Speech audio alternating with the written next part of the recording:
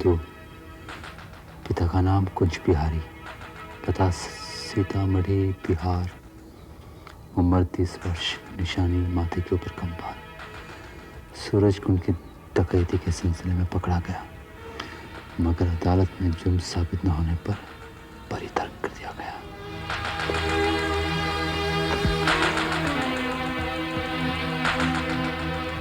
तो इसका नाम है चंदू। साहब जी, मैं यकीन के साथ कह सकता हूं सर कि ऐसे आदमी का कोई ना कोई पुलिस रिकॉर्ड तो जरूर होगा। अगर मुकंदी लाल के हाथ कोई इंफॉर्मेशन लग गई तो हम जल्दी किसी नतीजे पर पहुंच पाएंगे। आप बैठिए सर, मैं देखता हूं।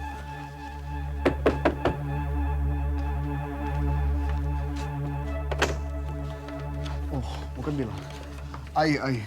चंद्र भैया आइए। विजय, चंद्र भैया, कैसा तू? बैठिए। आप बैठिए। इन्हें मैं लेके आया। साहब जी, ये फाइल, इसमें सारी इंफॉर्मेशन है। उस आदमी का नाम चंदू है।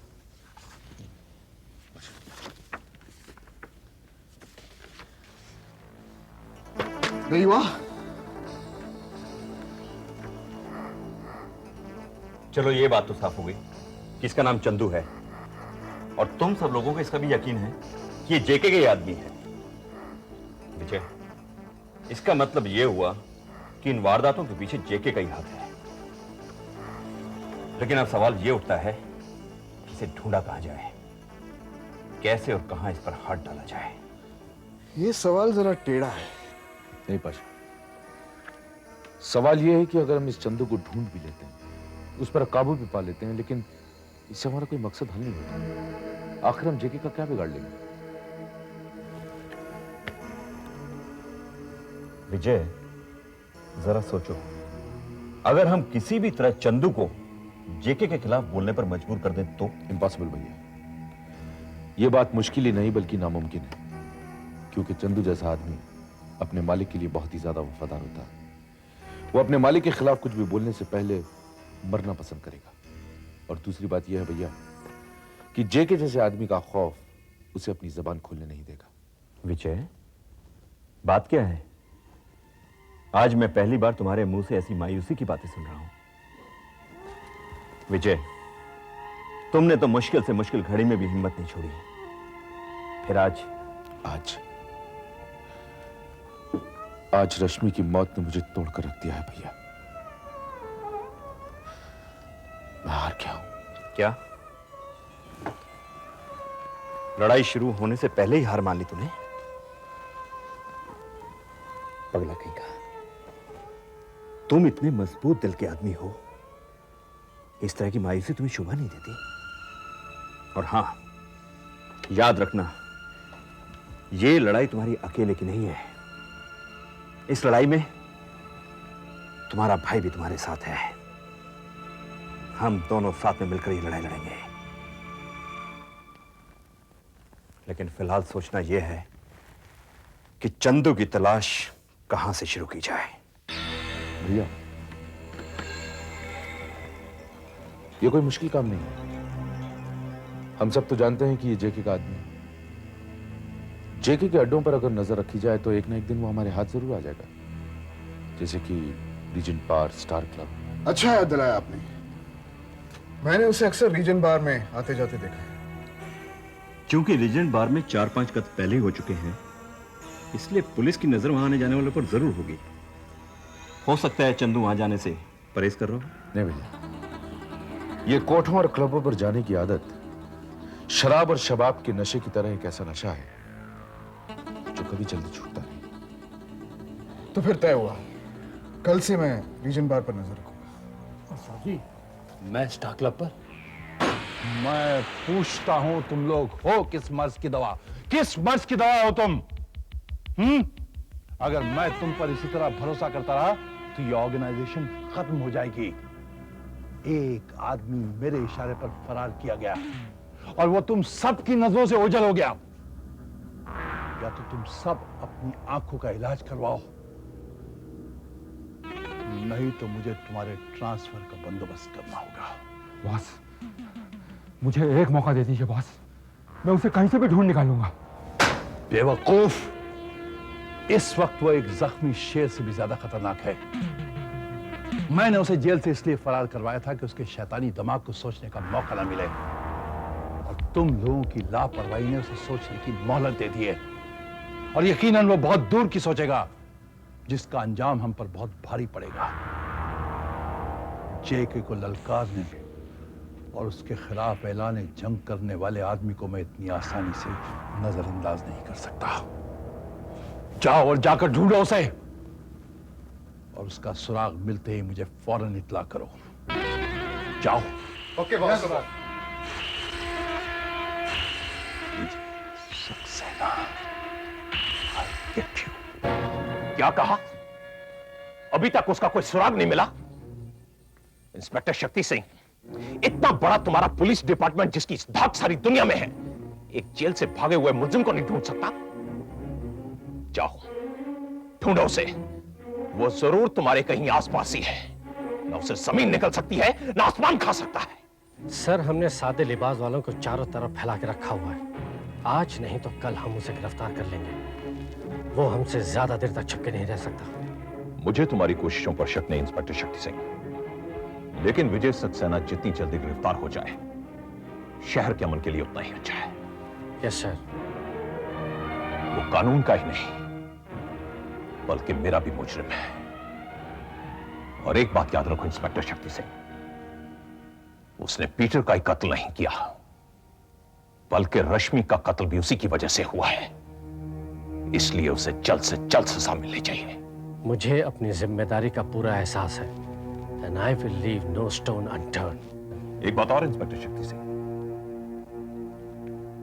वो तुम्हारा दोस्त है।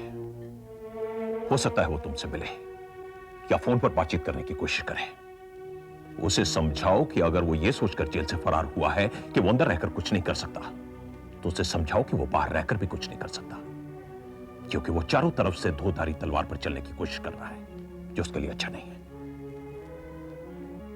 मैं समझ सकता हूं सर।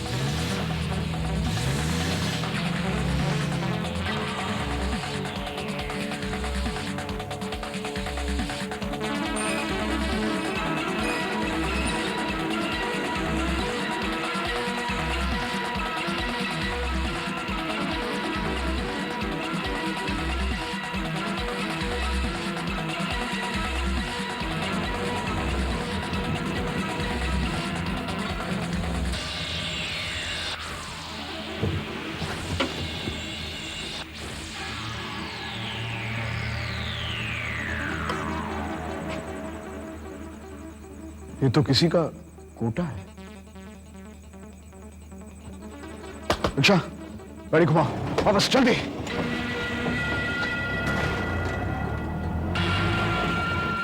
क्या कहा? केसर बाई के कोठे पर? जी हाँ, मैंने पूरी इंक्वायरी की है और लोगों से कंफर्म भी किया है, वो केसर बाई का ही कोठा है। पाशा, इसका मतलब हमारा काम आसान हो जाएगा। क्या मतलब? इस केसर बाई को मैं अच्छी तरह जानता हूं।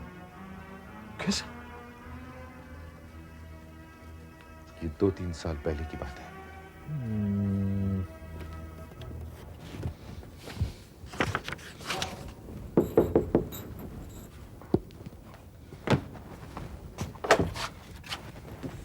जी हाँ, कहिए।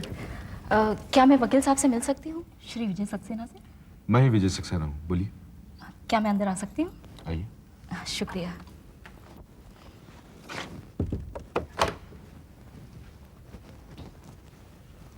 बैठिए ना। बैठने से पहले मैं अपना तारुफ करा दूं तो बेहतर होगा। मैं कुछ समझा नहीं। मैं एक तवाइफ हूँ, केसर बाई। आप बैठिए।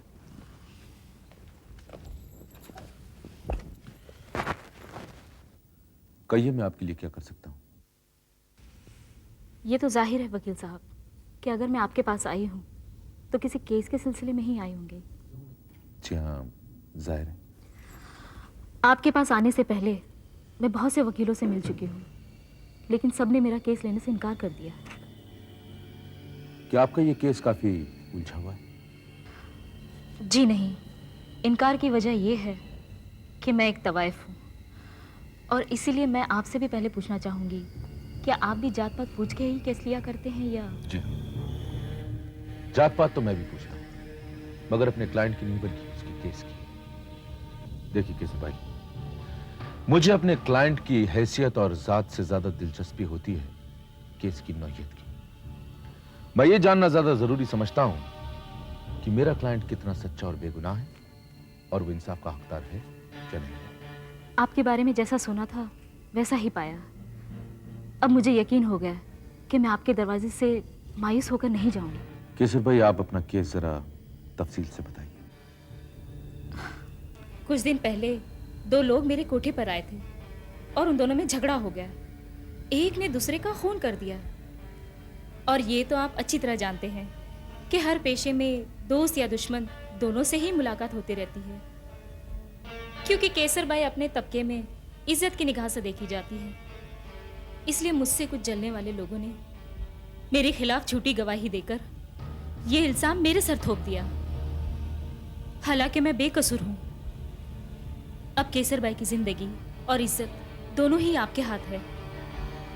मैं आपसे वादा करती हूं कि अगर आपने मुझे इस केस से बचा लिया तो ये केसर बाई वक्त आने पर आपके लिए अपनी जान भी दे सकती है। केसर बाई हमारी मदद जरूर करेगी, क्योंकि पाशा, मैंने उसे उस केस में बाइज्जत बरी करवाया था। तो फिर केसर बाई के कोठे पर हम चंदू को बड़ी आसानी से पकड़ सकते हैं सर, मगर मुझे नहीं लगता कि वो इतनी आसानी से सब कुछ उठलेगा। बहुत सख्त जान है। देखो पाशा, कोई भी इंसानी जान किसी हद तक टॉर्चर बर्दाश्त कर सकती है। अगर वो हद पार कर दी जाए तो वो इंसान टूट जाता है। केसर बाई के यहाँ चले? इस वक्त आधी रात गुजर चुकी है। पाशा, ऐसे ठिकानों पर जाने के लिए यही वक्त सही है। आओ।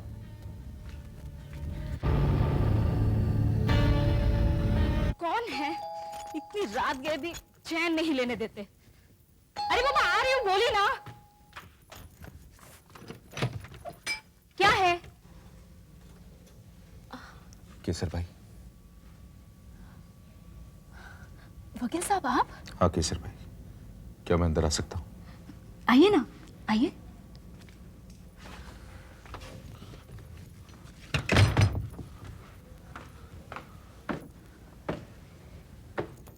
अरे वकील साहब, आप खड़े क्यों हैं? तशरीफ रखिए। नहीं केसर भाई, मैं यहाँ बैठने के लिए नहीं आया हूँ। तुम्हें याद होगा कि तुमने मुझे एक दिन कहा था कि कभी मेरी जरूरत पड़े तो चले आना। दरअसल आज ऐसी ही एक जरूरत ने मुझे तुम्हारे दरवाजे पर ला खड़ा कर दिया है। मुझे सब अच्छी तरीके से याद है। अगर मैं आपके किसी काम आ सकी तो सच मानिए मुझे बहुत खुशी होगी। फरमाइए, ऐसी क्या जरूरत आन पड़ी है जो आपको इस वक्त हमारे इस बदनाम बस्ती में आना पड़ा? देखो केसर भाई, मैं एक कत्ल के इल्जाम में फंस चुका हूं और इस कत्ल के सिलसिले में मुझे चंदू नाम के आदमी की तलाश है। और मैंने ये सुना है कि वो अक्सर आपके कोठे पर गाना सुनने आया करता है। क्या मैं ये उम्मीद कर सकता हूं केसर भाई कि तुम अपने वादे के मुताबिक मुझे इस चंदू नाम के आदमी को पकड़ने में मेरी मदद करोगी? वकील साहब, हमारा कॉल, हमारा वादा, हमारा ईमान है।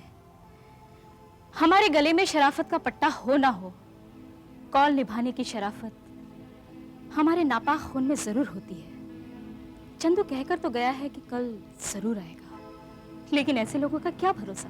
देखो केसर भाई, अगर चंदू आया तो तुम मुझे खबर कर देना और उसे यहां तब तक रोक के रखना जब तक मैं ना आ जाऊं। आप बेफिक्र रहिए, चंदू यहां जैसे भी आएगा मैं उसे आपके आने तक जाने नहीं दूंगी। शुक्रिया, चलता हूं।